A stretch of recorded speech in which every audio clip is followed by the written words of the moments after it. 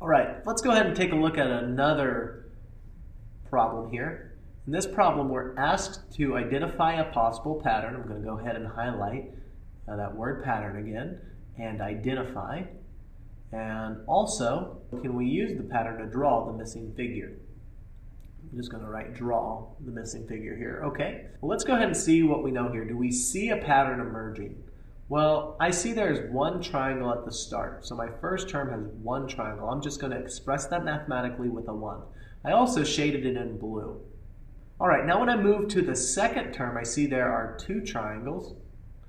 And it looks like this triangle here would also still be in this same spot. So I'm going to shade it in blue again, but there's a new triangle, and it looks like it's been, if you had a piece of paper and unfolded this piece of paper, you might have the second part of that paper unfolded now.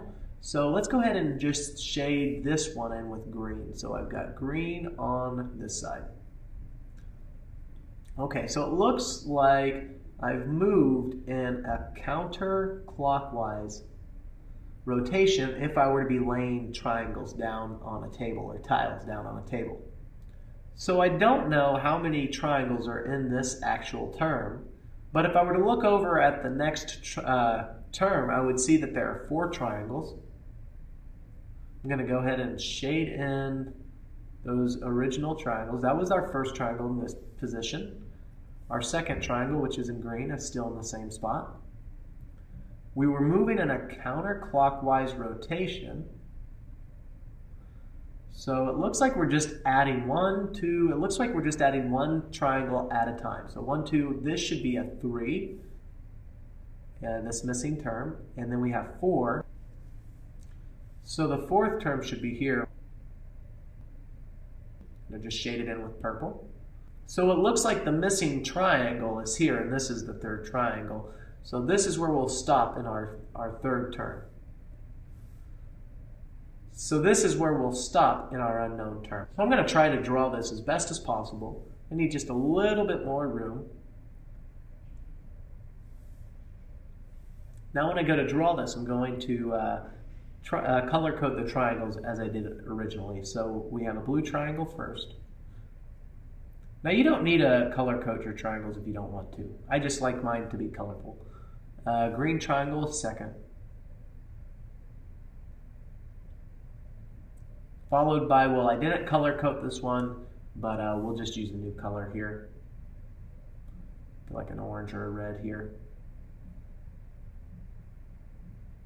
This would be our 3rd triangle in the shape. I've just got to close the figure, and I've got the 3rd term in this sequence. Cool stuff. Let's go look at another problem.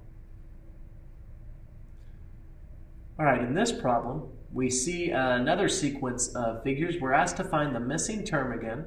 First step, I need to ask myself, is there a pattern?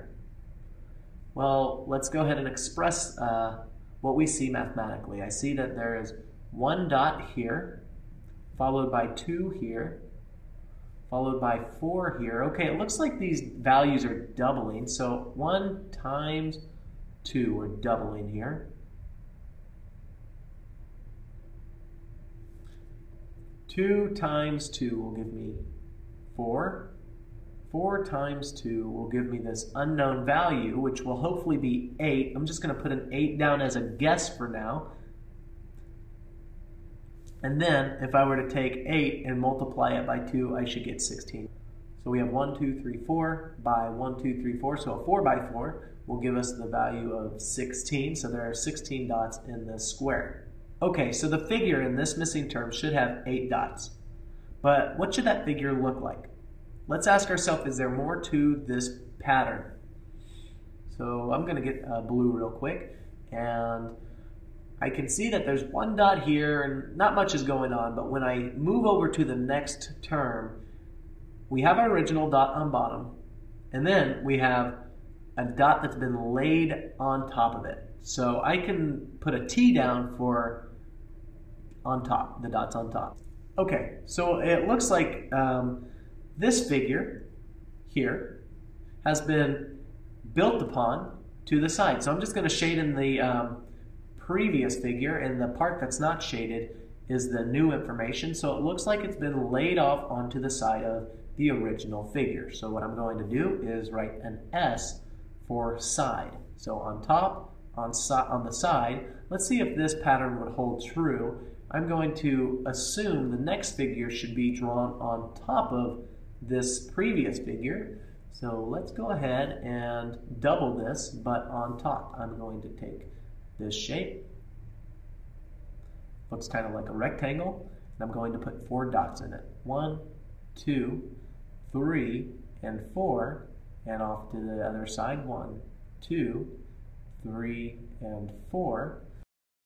Okay, so now what I want to do is go ahead and shade in this block or this term. I'm going to do the same thing in this figure.